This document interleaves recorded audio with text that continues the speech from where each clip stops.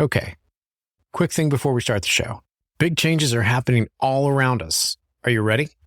In my new book, Super Shifts, we uncovered the massive transformations reshaping how we live, work, and think in the age of intelligence. From AI to the future of work, this book is your guide to navigating what's next. Get your copy of Super Shifts today, available wherever books are sold, because the future isn't coming. It's already here. Okay, let's start the show. Welcome to the Think Forward podcast, where we speak with futurists, innovators, and big thinkers. Come along with your host, Steve Fisher, and explore the future together. Welcome back to Foundations in Foresight, a Think Forward series. I'm Steve Fisher, and in this episode, and today, we're taking a breath. This is episode 10, and if you've been following along, you've already taken a huge step forward in building your future's fluency.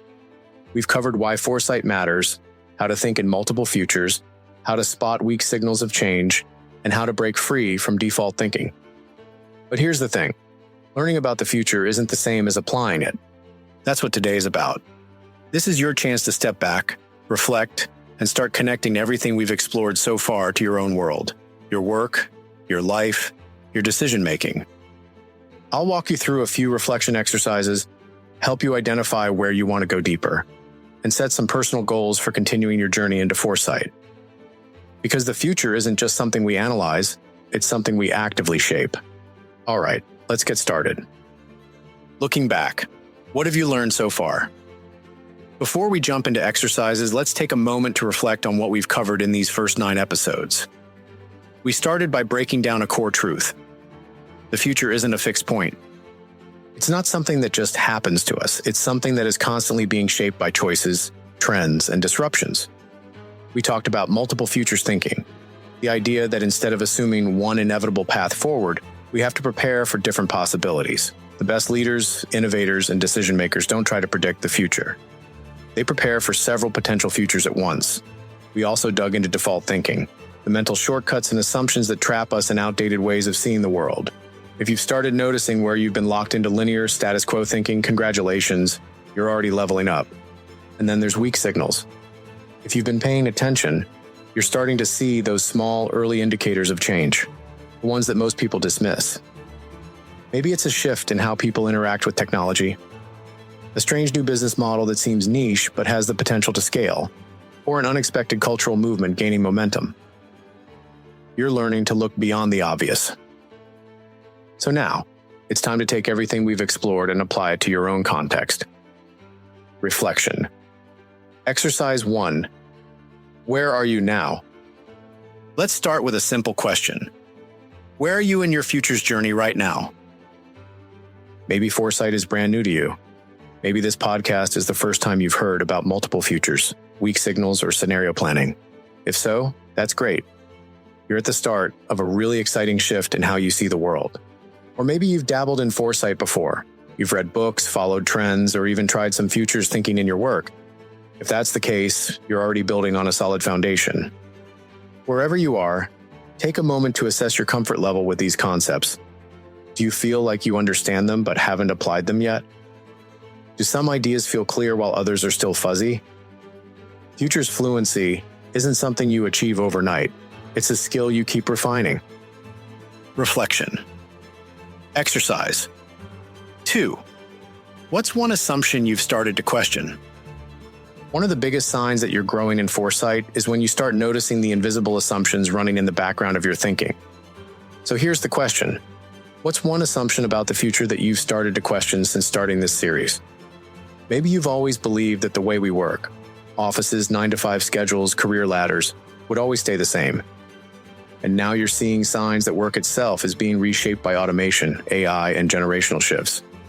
Maybe you assumed that major change happens slowly, but now you're realizing that some transformations happen all at once, like exponential technology growth or societal tipping points. Or maybe you've started questioning who really controls the future.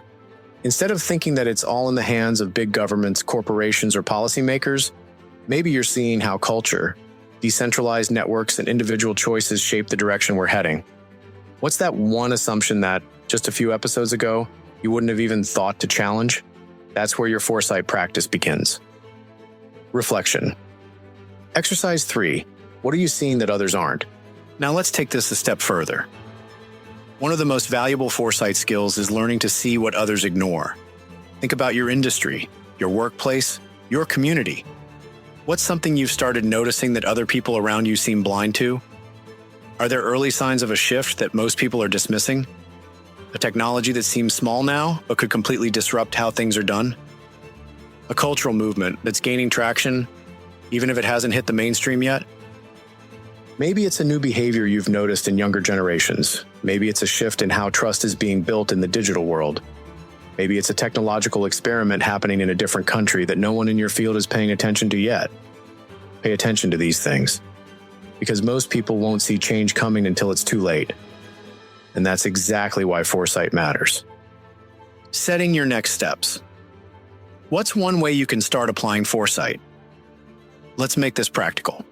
Futures fluency isn't just about thinking. It's about applying these ideas in the real world. So here's your final reflection for today. What's one step you can take to start applying foresight in your work or life? Maybe it's as simple as making futures thinking part of your daily routine.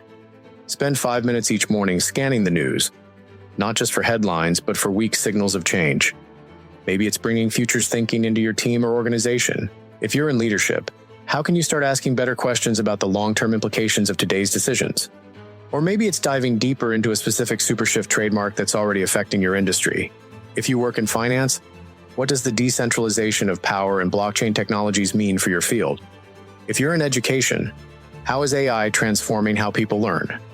Pick one action, one way to move beyond just learning about foresight and start actually practicing it. Because the future isn't just something you observe, it's something you actively shape. Okay, you've made it through the first 10 episodes of Think Forward Foundations, and that means you're already ahead of most people when it comes to futures thinking. You're seeing the world differently. You're noticing things you never paid attention to before. You're questioning old assumptions. And most importantly, you're realizing that the future isn't something that happens to you. It's something you have the power to shape. So here's my final challenge for you today. Write down one thing you're taking away from these first 10 episodes. Maybe it's a new perspective. Maybe it's a signal of change you want to track. Maybe it's a commitment to apply foresight in your own work. The key is to make this real. And that's all for today's episode. In the next part of the series, we're continuing our exploration foresight fundamentals and then on to the big transformations shaping the 21st century. Next time, we'll kick off. Until then, stay curious, stay adaptive, and always think forward. Thanks for listening to the Think Forward podcast. You can find us on all the major podcast platforms and at www.thinkforwardshow.com, as well as on YouTube under Think Forward Show. See you next time. Thanks for listening to the show. Now, about that thing I mentioned earlier about the book Super Shifts. Imagine having a playbook to navigate what's coming next. That's exactly why I wrote Super Shifts, to help you understand and prepare for the seismic changes shaping our world. Don't just react. Get ahead. Super Shifts is available now, wherever you get your books. And if you order today, you'll get exclusive bonus content. Head to supershiftsbook.com and grab your copy now and start future-proofing your life. The future won't wait. Why should you?